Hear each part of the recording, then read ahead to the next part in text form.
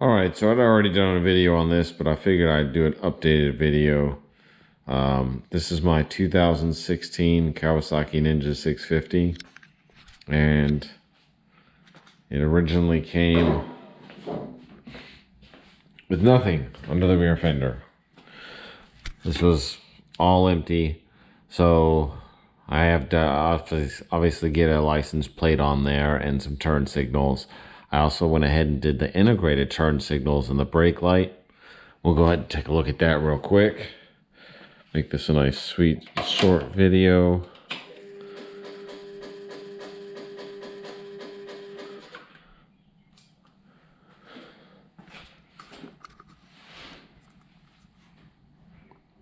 And there's the integrated with the LED turn signals.